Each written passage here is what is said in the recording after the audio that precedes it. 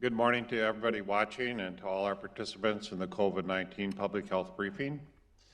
I'm glad to see you here today, and we're going to work together on seeing that you get the information that's come out recently about COVID-19. So thank you for watching and participating. We're going to first have Desi Fleming talk from the Cass County Public Health Service.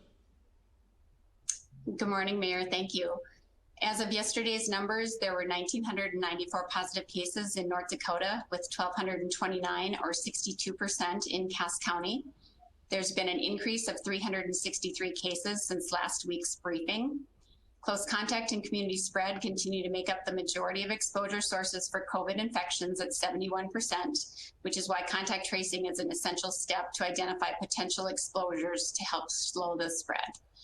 The number of deaths have also increased since last week from 29 to 45. Of that total death, 34 have been Cass County residents. Recovered cases stand at 705. The saying, "one death is a tragedy, but a million is a statistic," is very appropriate in our current pandemic situation. I don't want us to lose perspective that we have lost 45 individuals to COVID in North Dakota. These were parents, grandparents, and friends. My sincere condolences to those that have experienced loss of a loved one during this time. The term positivity rate is used often at the state level. This can be a valuable measure to report, but we need to keep in mind the rate can also be skewed depending on individuals being tested. If there's a mass testing for the general public, the positivity rate will be much lower than targeted testing based on higher exposure potential. As the statewide positivity rates are reported, keep in mind that this is not always apples to apples comparison, as testing strategies vary across the state. I wanted to clarify today some information pertaining to our Red River Task Force activities. As you may recall, our first meeting of the task force was May 8th, a few days after the governor requested. Previously, there was an existing testing matrix for Cass County that was determined at the state level. The first goal of our task force was to develop a locally generated testing matrix. It has taken some time to transition out of one testing matrix and into the next. So starting today, the testing matrix for our area is 100% locally prioritized. Cass County has recently been designated 1,000 COVID tests per day, which is 50% of the North Dakota Department of Health lab capacity. This capacity reflects the total number of tests the lab is able to run in a 24-hour period. Again, this is a guide, so based on schedule and need, there may be fluctuations in daily testing totals.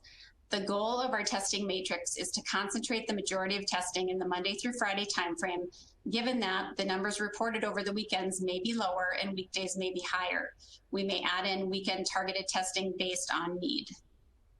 The targeted testing events are focusing resources on individuals at a higher risk of exposure, which may include occupation, living situation, or exposure to a positive case. This, in combination with epidemiology data, helps determine where to focus our testing efforts. The goal of targeted testing is to find more positive cases, then to isolate or quarantine, along with identifying close contacts, ultimately decreasing the spread.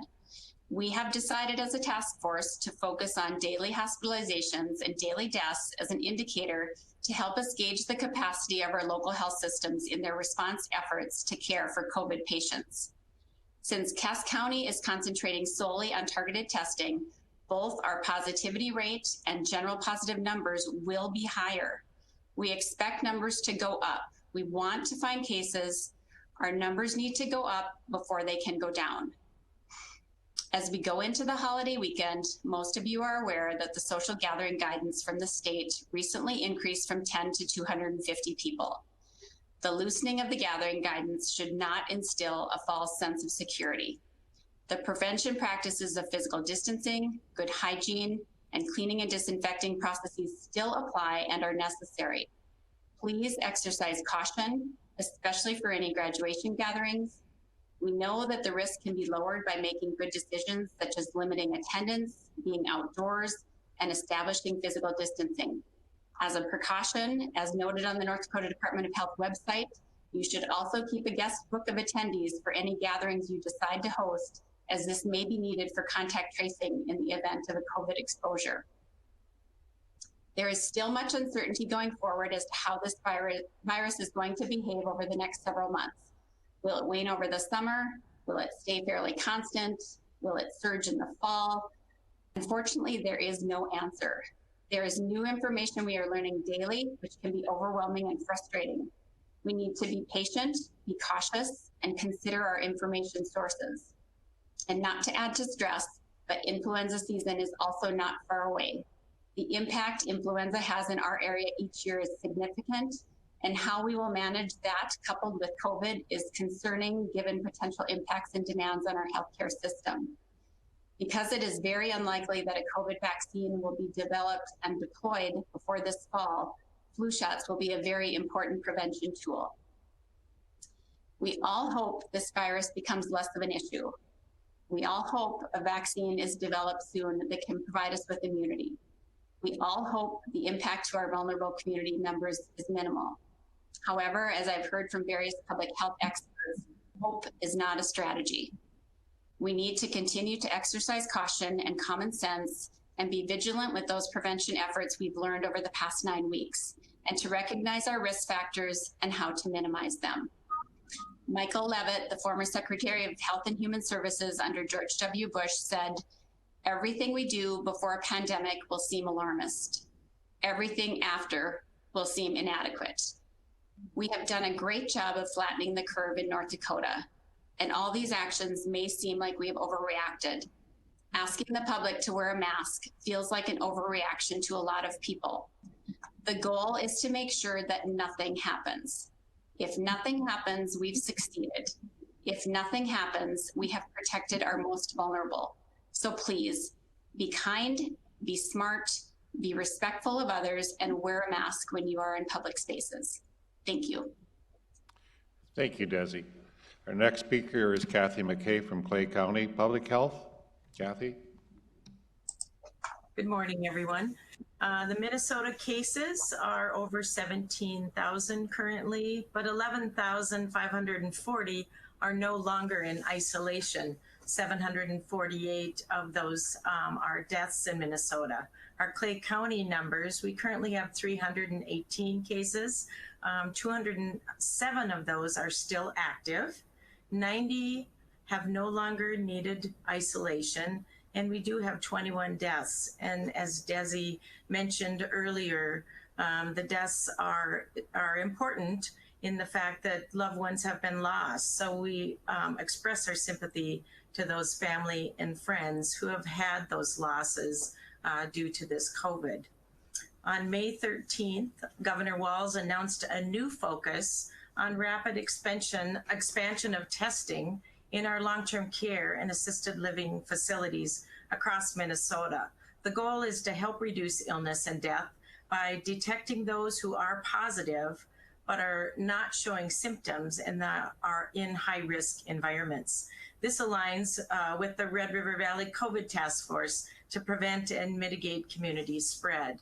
Our Minnesota National Guard is working with the Minnesota Department of Health and local public health and have trained teams who are now performing the testing in our Minnesota facilities.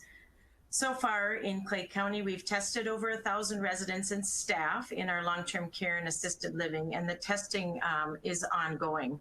Local public health is now providing case investigation along with the Minnesota Department of Health, and contact tracing is still being provided by Minnesota Department of Health.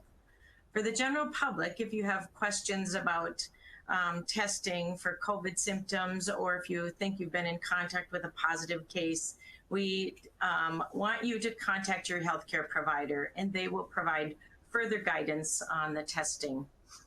The Minnesota governor is taking some cautious and strategic steps toward getting people safely back to work. He has labeled this response as safely adjusting the dials for workplace settings and social settings. His objectives for moving forward is for Minnesotans to live healthy, safe, and happy lives, slowing the spread and slowly building the immunity with the realization that elimination is impossible at this time. Protect those working on the front lines by increasing that personal protective equipment, ensuring our healthcare systems can care for those with COVID and other conditions, strategically get more Minnesotans back to work, and safely resume in-person contacts and other activities for our well-being. In Minnesota, we still are expressing the need for family and friends to just gather in groups of 10 or fewer with safe social distancing practices in place. Continuing previous guidance, we're staying at home when you're ill, wear a mask and eye protection when you're out in the public. And the at-risk persons are still strongly encouraged to stay home or in their place of residence and follow the stay safe order. Reach out through virtual methods for those who are continuing to stay at home and protecting their health. And those at-risk individuals are the people over 65, those who live in congregate care, and those with underlying health conditions. This is a stressful time, and help is available. We urge you to pay attention to your mental health during this transition, learn self-care strategies, and for mental health resources, please reach out to FirstLink by dialing 211. There's also a texting option with FirstLink. You can text 898-211 and you enter your zip code, and then you will receive free confidential help and support. We also want people to know to continue engage in some form of physical activity, take care of your mental health, and just like the back of our currency states, in God we trust. So we can trust that God is with us through these challenges that we face, and we can choose faith over fear, wisdom over worry, and prayer over panic. Thank you, Mayor Mahoney. Thank you, Kathy. Our next speaker is Dr. Doug Griffin, CMO of Sanford Health System. Good morning. Thank you for the opportunity again this week. Just a brief update of current activity here at Sanford and Fargo. We're caring for 42 patients in our hospital who have tested positive for COVID-19. That remains a very similar number that we've had over the last 2 weeks. We have had 85 Sanford Fargo employees that have tested positive. More than half of them are back at work, having fully recovered, and the rest are all at home and or recovered yet and remaining at home. One of the things that we monitor, and Desi pointed out several of the nuances about testing, is the rate at which the cumulative number of cases doubles. An increase in the doubling time indicates a slowdown in transmission if the underlying report rate remains unchanged. In North Dakota, we've been at 22 days. Comparatively, Minnesota is at 16 days, as I checked this morning. However, as we increase the number of tests and the reporting rate changes, that may affect that.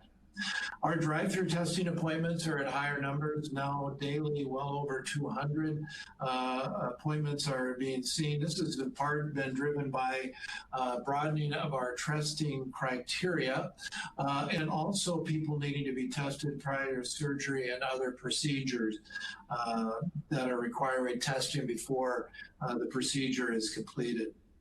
The most recent up-to-date news that I have is beginning today at 8 a.m., we are allowing one visitor per patient during visiting hours of 8 a.m. to 8 p.m. daily for all areas except our designated COVID-19 units. Patients are allowed to bring one visitor with them for clinic or outpatient appointments as well.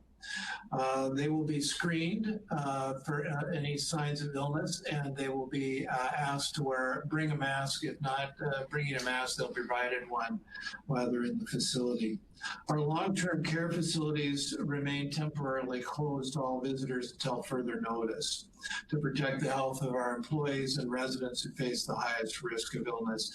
And updates on our visitation policy can be found at our website, sanfordhealth.org.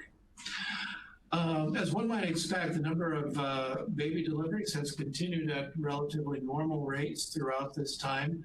However, some mothers come to us positive for COVID-19. We've been able to manage that quite comfortably, and I'm happy to report no complications during delivery related to COVID-19, and none of the newborns delivered by mothers with the virus have tested positive. Unfortunately, we have been seeing more patients in our emergency department with injuries from abuse or conflicts. We know not everyone has a safe home environment, and this pandemic situation can increase stress, anxiety, and behavioral health issues. Please, if you're experiencing this type of situation, reach out. If you are in immediate danger to yourself or by others, call 911. Contact any resources you have, perhaps through your employer, your primary care or mental health provider, or in Fargo Moorhead, we have a 24-hour crisis line from the Rape and Abuse Center at 1-800-344-7273. On a good note, we are seeing more patients coming in for immunizations, routine checkups, and therapies and preventive screenings. Our safety measures, masking and social distancing guidelines, signs, and building markers are having a very positive impact in our clinics. With sports and annual school physicals coming up, I suggest everyone get their appointments scheduled. For those in need of care, our promise is to continue to keep patients and staff safe. There is also some good news that many people may have seen on the quest for a coronavirus vaccine. The biotech company Moderna says it has good early results, and I'll emphasize these are very early results from participants in the vaccine trial. Trial participants develop neutralizing antibodies that sometimes surpass levels seen in people who've naturally recovered from COVID-19. It's still not clear whether this means this vaccine will prevent infection or reinfection. The trial was very small and the results haven't been peer-reviewed. But Moderna says if future studies go well, the vaccine could be available for the public sometime next year. But then I would caution anybody, vaccine development is very complicated and this is very early. I also want to recognize that this is National EMS Week and we're celebrating all Sanford Health, Sanford AirMed, and FM ambulance service emergency medical technicians and first responders. Thank you for providing life-saving emergency care every day. Thank you much. Thank you, Dr. Griffin, and we do have to thank those emergency healthcare workers that are out there every day taking care of this problem. Next, we have Essentia Health CMO, Dr. Rich Vetter. Good morning. It's good to be with all of you again today to provide this update on behalf of Essentia Health. To begin with today, I wanted to provide an update on a recent health advisory that came from the CDC and the State Health Department. This is in regards to a condition called multi-system inflammatory syndrome in children. It's felt that this could possibly be due to COVID-19 infection. We've gotten several calls this week from concerned parents, and so I thought I'd take this opportunity to address it at this time. For those of us as parents, I think one of the most reassuring aspects of the coronavirus infection has been that it largely spares children and for the most part just causes minor symptoms or no symptoms at all. And even those that become ill tend to recover relatively well. This condition was first noticed in the United Kingdom at the end of April, where they reported 8 cases of previously healthy children who came to the hospital with severe inflammatory syndrome and tested positive for COVID-19. These children are very ill with fever, low blood pressure, a rash, swollen lymph nodes, and multi-organ involvement. This past month in New York City, there was also a report of 15 cases with similar symptoms and severe illness. It's important to note that most of these cases recovered. So some of the takeaways I want people to know, number one, this is an extremely rare condition. Most children that get COVID infection are still going to have very mild symptoms and tend to recover quite well. Some of the symptoms that you might want to watch for is just what does your child look like, just like any other illness. If your child looks healthy, is eating, drinking, sleeping, playing, even if they have a low fever, I wouldn't be too worried about that. On the other hand, if your child looks ill, isn't eating, isn't drinking, isn't playing or doing their usual activities, or just generally looks lethargic and ill, then you should be reaching out to your primary care provider or consider taking them to the emergency department. But again, this is an extremely rare condition, and I know there's parents concerned about that. Next, I thought I would provide an update on some of the medications that you might be hearing about to potentially treat severe COVID-infected patients. At Essentia, we've been using a couple different protocols to treat some of our hospitalized sickest patients. Last week, I reported that the State Health Department received an allocation of remdesivir from the federal government and then distributed that to our major hospitals throughout our state. And I understand that there's another allocation coming this week. Remdesivir is an antiviral medication that has been shown in a clinical trial to shorten the recovery time in some patients.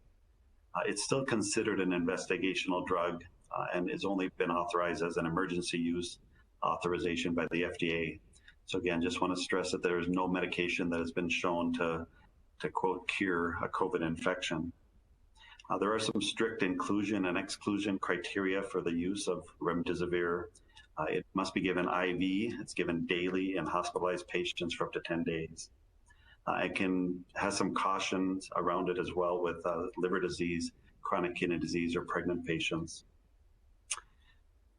One of the other medications that we've used at Essentia, basically following along with a Mayo Clinic protocol, is the use of convalescent plasma. And this is plasma that's recovered from COVID-19 infected patients who have recovered. And you basically collect their plasma, which has the antibodies that they produced when they had the infection, and you take those antibodies and give it to another ill patient. And there has been some modest benefit in some limited studies with convalescent plasma treatment as well. Just one final drug, hydroxychloroquine, which has had a lot of news a few weeks back, is an anti-malarial drug that's used for other inflammatory conditions like lupus. There was a recent study that showed that there was really no benefit in acutely ill patients. In fact, the cardiac risk factors, including irregular heartbeats or arrhythmias, was higher in that group. And so at Essentia, as I know a lot of other healthcare organizations, we've discontinued using that in those severely ill patients. Dr. Griffin covered the vaccine that made the news this past week. I think I've been asked to kind of comment a little bit about whether or not we think a vaccine will be available, and if so, by when. The one thing that we have identified about the COVID-19 virus is that it genetically is quite stable. It hasn't been showing that its genetic makeup is changing very rapidly, which does hold some promise that once we identify a vaccine that works, it hopefully will be stable and you won't have to potentially give it repeatedly or the need for giving it repeatedly would be reduced. I think Dr. Griffin's words about caution about when a vaccine might be available are warranted, especially in large quantities, which it would take to vaccinate the entire population. There's probably over 100 different companies right now working on a vaccine. In my review, I found that it looks like maybe 6 of them that hold some promise for having a potential vaccine in the next year or so. Next, switching gears a little bit, just for an update on our volumes at Essentia Health West. We've been stable with our hospitalized volumes around 5 to 10 over the past 3 to 4 weeks. We see some variability up and down a little bit, but it's been pretty consistent in that 5 to 10 per week. We have a data analytics team that's been doing some modeling, and they work with the state of Minnesota on that as well. They've reported this week that our doubling time has actually increased to 14 days. If you remember back several weeks ago or a month ago or more, it was around 5 to 7 days. So I think what that suggests is that the social distancing that we're all advocating is making an impact. I just wanted to provide an update also briefly on what we're doing at Essentia to keep our patients and staff safe and healthy. We continue to encourage the use of our video visit technology for common health concerns and for chronic disease management. I was reminded a couple days ago that it was estimated that for every face-to-face visit historically that was done would involve about 5 different contacts with other healthcare providers in that clinic setting. So if you do the math at Essentia, we've completed over 125,000 virtual visits over the past couple months. So that's helped avoid over 625,000 contacts. And I think that's significant when you talk about social distancing. So we're continuing to advocate for that technology when appropriate. That being said, we do want to remind people that if you do need a face-to-face visit, which some conditions do warrant, or if you have an emergency condition, we do want you to come in. Our motto is really that we want to provide the right care at the right place and at the right time. Finally, I'd just also like to extend my thanks also to our first responders and healthcare workers for their dedication and perseverance. It seems like it's been a long time that we've been at this, even though it's only been a couple months, but we need to keep up the fight. With summer coming, just want to make a quick reminder to everyone as well. Use sunblock, stay hydrated, use appropriate mosquito repellent, wear your bike helmet, and your life jacket if you're doing water activities. Thank you. Thank you, Dr. Vetter and Dr. Griffin. Very much appreciate that. As Desi mentioned a little while ago, we talked about the Red River COVID-19 task force and the progress it's made. We're very pleased with that. Over this last week, what we've isolated out is a matrix of how many people we're going to test and how we're going forward. You'll see the National Guard out in the community, and in the community, they all set up test sites where they will test people. We also have a team reaching out to businesses to work with businesses as well. There are certain business factors that we feel that are out there that we'd want you to look at when you're looking at your business. So we have the following conditions that we would talk about. If you have more than 100 employees, your potential for an outbreak is higher. If you have a confined workspace in which 25 people work in a space that more than 2 hours a day, they would be at risk. If you don't have really good ventilation or have ability to open windows or doors to the outside, that also makes your business at more of a risk. And then lastly, if there are some known infections in your business, 2 or more infections in your business, then you may have the potential to have other people with contact tracing. We'll be able to find if there's other people that may be at risk as well. Very much, again, we want to do targeted testing to decrease the spread of the disease. We would like to get into your business. So we do have part of our task force that is working with this part of the issue for you as well. Second item I wanted to talk about is that we always talk about how many people are getting COVID-19, but we don't always talk about the amount of people that are recovering from it. So if you see the charts, you'll see these active cases that go out there, but I want you to focus on the lower chart, because if you look at the lower chart, that's how the people that are recovering. And in our county, 57% of the people have recovered from this virus. They tested positive and now they're recovered. And throughout the state, 63% of the people have recovered from the virus as well. So we have to remember that when we're talking about this in our community, when we have 1,100 cases, that 65% of those are in the recovered mark. The other thing we want to talk about, the mortality. So people always get concerned. You are going to have some deaths in the nursing homes that would come every year anyway, but you do have the people in the nursing home that are at higher risk. The expected mortality of this disease is 6%. What we're seeing is our mortality is 3.6%. So the governor at one time said there to be almost 200 deaths in the city of, or in the Cass County region, and actually we're not even over 50 at this point. So we've done very well with how we've done with our people and protected them from getting this. Need to still stay diligent, and as you can see, the hospitals are going to open up to visitors, but nursing homes are still very rigid on who they will allow in there until this thing continues to go down in lower numbers. The other item we wanted to talk about is hospitalizations. And we want to change the focus from daily count. Our daily count could go to 100, it could go to 150 because we're looking for the cases. What you need to know, in the state of North Dakota, only 6.7% of the people are hospitalized.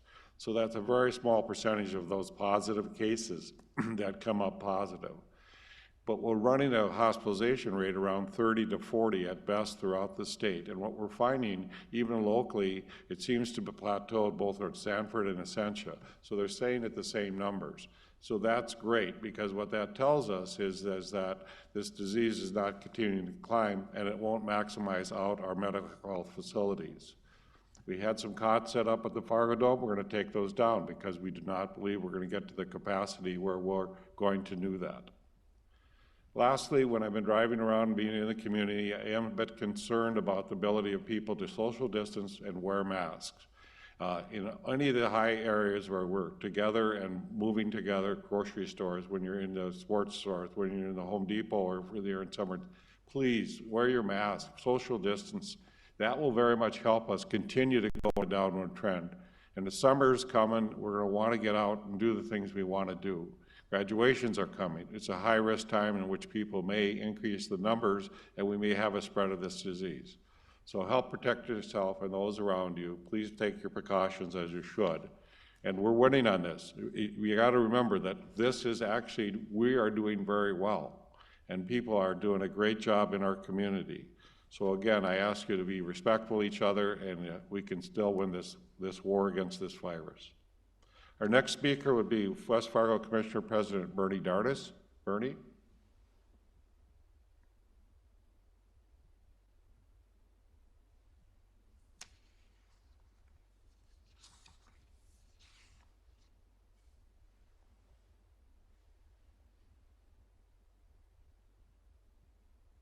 I can see him speaking, but we don't have his sound on quite yet. And we've got Jonathan Judd up instead of him, so. Is he coming on?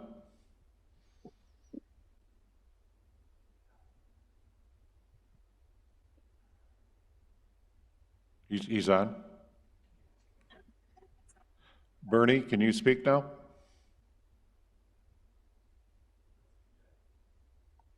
you want to go to Judd? I'm sorry, Bernie, we'll come back to you. We're going to go to Mayor Judd first here. Jonathan, are you ready? I am, Mayor.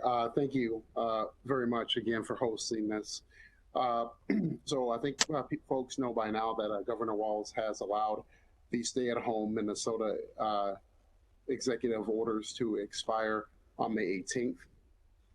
Minnesota is now operating under a stay safe order. Governor Walz is using the analogy of turning the dial in order to resume activities over time. Now, for businesses, most essential and non-essential businesses can be open, but operating under a preparedness plan that adheres to Minnesota Department of Health and Centers for Disease Control standards. Just a few of the restrictions. Customer-facing businesses such as retail establishments can operate at a 50% capacity. Bars, dining restaurants, salons, and fitness facilities are not, as of yet, included in the reopening. Closure of those facilities has been extended through May 31st. Just a reminder to please patronize our local businesses, restaurants, those restaurants that are offering takeout service. They can really use your support. So as always, dine local, shop local. Employees should continue to work from home as much as possible. Now for gatherings, gatherings of 10 or less are permitted so long as social distancing standards are maintained. Vulnerable folks are encouraged to continue to stay at home as much as possible, but also to follow health guidance when leaving their homes, such as wearing masks. The city of Moorhead continues to operate with facilities being closed to the public.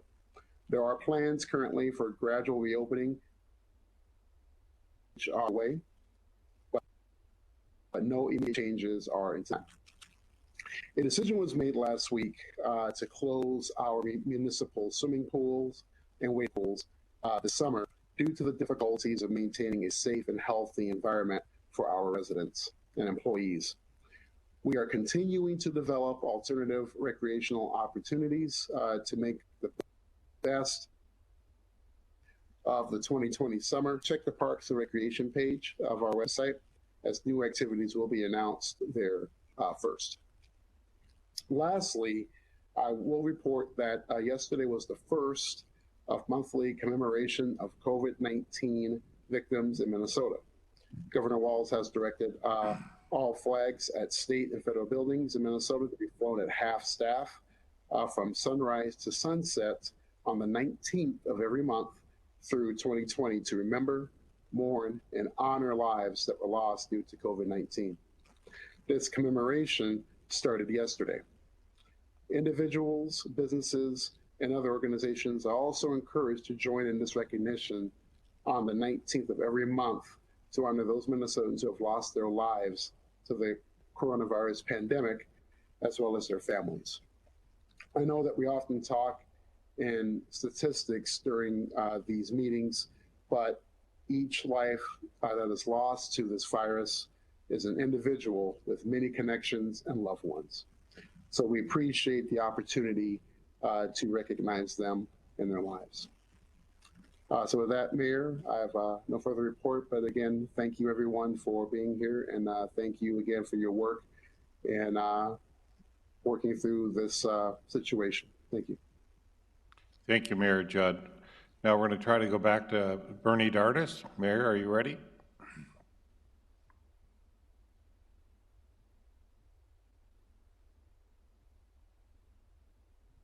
Still? Can you hear me?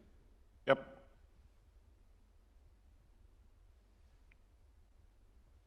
Good afternoon, Mayor Mahoney, and thank you for inviting us to be back with you today. The City of West Fargo staff has been working from home since late March and have now started to return to our buildings. Over the last 2 weeks, we have been rotating the employees in by departments and getting back to a new normal. It's being slowly ramped up to protect our employees as well as the public. This includes monitoring the temperatures at various stations throughout our buildings, frequent disinfecting, hand washing, and of course, continuing to keep the building closed to the public. And also, any general areas within our facility, you must wear a mask. You must work with your door closed also. The West Fargo playgrounds have reopened to the public. While playing or being near others, we want to remind you of the social distancing rules. Wash your hands, sanitize, and wear your mask. And if you're feeling sick, please stay home. We want to encourage our businesses to continue to their restart and adjust their protocols to protect their employees and their customers, and to check out northdakotaresponse.gov, ndresponse.gov. It has great insight as to what those protocols should be and some of the things that various businesses are doing across the state and in our community that can help you get back to that serving your public. We also want to encourage our residents to check out the resources that help them, such as the Heat Assistance Program, the NICE Center at NDSU, and the Department of Health Services Emergency Rent Bridge. They have a substantial amount of money that they're able to help the public with. I also want to remind the public that May is Mental Health Awareness Month. The outbreak of COVID-19 can be stressful for people, for all of us, and fear and anxiety about the disease can be overwhelming at times and cause strong emotions. So we encourage you to find ways to cope with this stress, and we will help you make that as easy as possible. There are lots of resources out there today that can help you cope with this pandemic. First Link 211 and also 898-211 with your zip code can help you. Lastly, I'd like to thank all of those folks that continue to serve with me on the Red River Task Force. Your guidance, your dedication, and your leadership will get us through all of this. I am especially grateful to the North Dakota Public Health and the Fargo Catholic Health leadership. The advice that they give us on a morning, daily basis guides us in the decisions that we make and trying to protect our public. So we're very grateful for that. That's all I have. Thank you. Thank you, Bernie. Glad we could finally get you on. Our next speaker is Cass County Commissioner Chair Chad Peterson. Thank you, Mayor Mahoney. Thank you to everyone on the call, public staff, first responders, and healthcare workers. And thank you especially to the business owners and staff doing their best to keep themselves and their customers safe. I'd like to deviate a little bit from my normal format for a moment of gratitude, as our governor says, and to further reinforce prior messages. The team at Cass County wants to take a minute to highlight the excellent work done by Desi Fleming and her team at Fargo Cass Public Health. As the response to COVID-19 evolves, the team at Fargo Cass Public Health has been asked to do more, as you well know, Ms. Fleming, often on shorter and shorter timelines. Please know that we see this, we appreciate it, and we appreciate your efforts. Now to the data. Recent public attention has been focused on the number of positive cases that continue to be identified in Cass County, and the fact that the percentage of positive cases exceeds the state average. this should actually be seen as a success. It means we're using our testing resources strategically in areas where our public health experts believe outbreaks could be most concentrated. We've heard from epidemiologists and other public health experts that the strategy is the most effective and should continue. And for now, we will. The same public health experts tell us the key statistics to focus on are not the total number of cases, nor even the new positive cases. Rather, we should be focused on the number of currently hospitalized and, of course, the mortality rate. Currently, our hospital capacity, let me get to my spot here. Currently, our hospital capacity to treat individuals who develop complications treated to COVID-19 is excellent. And the availability to help the people, should they need help, should be reassuring to all of our citizens. And this goes without saying, but I'm going to say it anyway. Any loss of life is tragic. Our deepest sympathies go to the families who've passed, who have loved ones that have passed as a result of COVID-19. In closing, again, I want to thank Mrs. Fleming and her team for doing the hard work and being dedicated throughout these unprecedented times. And of course, from Cass, stay up to date with any changes moving forward by following @CassCountyGovND on Twitter and Facebook. And again, thank you to everyone listening, watching, paying attention. Stay safe, stay smart. Thank you, Mayor. Thank you, Chad. Our last speaker is Clay County Commissioner Vice Chair Jim Haney. Thank you, Mayor Mahoney. To continue along the lines of keeping things in perspective, as you were discussing and as Commissioner Peterson was, while regrettable, every death is regrettable, of course, but for perspective, there's 45 deaths in North Dakota out of 762,000 people. That is a mortality rate of 0.00059, or less than 1/100th of 1%. In Minnesota, it's slightly higher. The actual mortality rate in Minnesota is 0.00078, or 7.8 people out of 100,000 people. Many people go to the lakes over Memorial Day weekend, and we want to remind you to continue following Minnesota's Stay Safe order. The Stay Safe order replaced the stay-at-home order on Monday, May 18th. The order gives travel guidance to your summer locations, including traveling to your destination as directly as possible and limiting stops along the way. This helps to prevent unnecessary community spread from asymptomatic individuals. If you are sick, please stay home and do not travel. In Minnesota, state parks are open for day use only throughout the month of May. The weather is conducive for outdoor activities, increasing the daily traffic at state parks. Please remember to maintain 6-foot social distancing. This Stay Safe order applies to anyone in Minnesota, whether you are visiting or if you own property in the state. Remember that the order also includes practicing social distancing by gathering in groups no larger than 10 people. Social distancing also includes wearing masks when you are in proximity with other people who do not live in your household. If you're looking for more information, please visit the Minnesota Department of Natural Resources website. Clay County initiated the first phase of reopening to the public. Most services are available by appointment only. The public is asked to wear cloth face masks when coming into the building for services. The Minnesota Department of Motor Vehicle is limiting the number of people allowed in the building at one time, and citizens will check in with DMV staff at the exterior entrance. A drop-off box for tab renewals will continue to be available at the DMV entrance for your convenience, Monday through Friday. This procedure will take place through at least May 29th. I would like to thank the public health and emergency managers for all their hard work and dedication during COVID-19. I'd also like to thank all the essential workers in all the stores who have kept our great country operating. As we approach Memorial Day, we want to honor the men and women who've served in the military, and especially those who have made the ultimate sacrifice. As we celebrate this holiday weekend, stay safe and healthy. Thank you, Dr. Mahoney. Very good. Thank you, Jim. And that's very true. We need to, Memorial Day weekend is for all those people who have fallen and served in us in the past. And that's very much a different kind of Memorial weekend we have.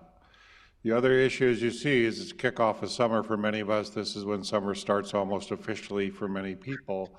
You will be out and about and doing the things, but stay safe, stay distanced, and if you do graduation parties, do the same. So have a good week. We hope all goes well, and we'll see you again next week. Thank you.